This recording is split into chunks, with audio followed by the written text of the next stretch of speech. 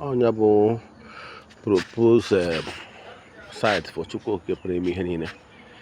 Inezi anya efu aja agbasago aja n'ime ya afụsị block. Yes, anya n'ime ya afụsị block ehipụrụ. The blocks are there. And see it. You see it. You can see it. Blocks are there. Are there? Yes. Blocks are there. Plenty. Thousands of blocks. Yes. So, Ogbuefi Okute. Yes. And for the proposed place of worship of Chukwuokike Puru ime ihe niile. Yes. Anya. Anyị ga-alụ. Okwute adịgo nyafụ a ga-eji wee lụ ya bụ ọlụ place of worship of Chukwuokike Puru ime ihe niile. Yes, okwute a ga-eji wee lụ ya bụ ọlụ. Anyị ka na-emekwa clearing na ebe all the place ifụ ya. Yes, ebe gbadatabazie ya afọ anyị nwere ndị ọrụ na-eme clearing. Anyị nekwa anya ọ dịkwa nso n'ebe factory dị mmiri ugochitubelu water. Yes, ebe a niile na-afụ epic houses also na the place. No ka alụsigo ọrụ. Ebe a niile bụ the compound of the place of worship.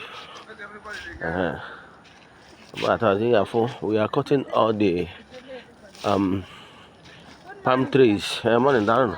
Yeah, palm trees. You have some blocks, or thousands of blocks. So I were about almost 5,000 blocks.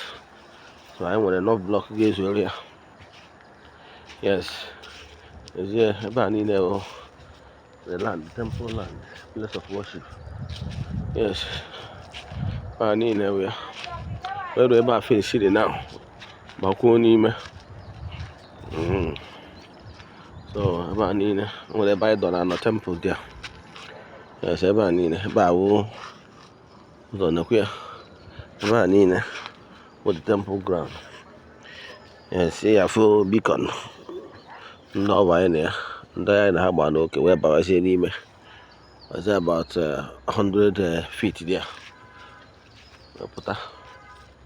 Hey, back I got along the place of worship for Chukwuokike Puru ime ihe niile. Ina if no well palm trees are not cut from that cut to that cut.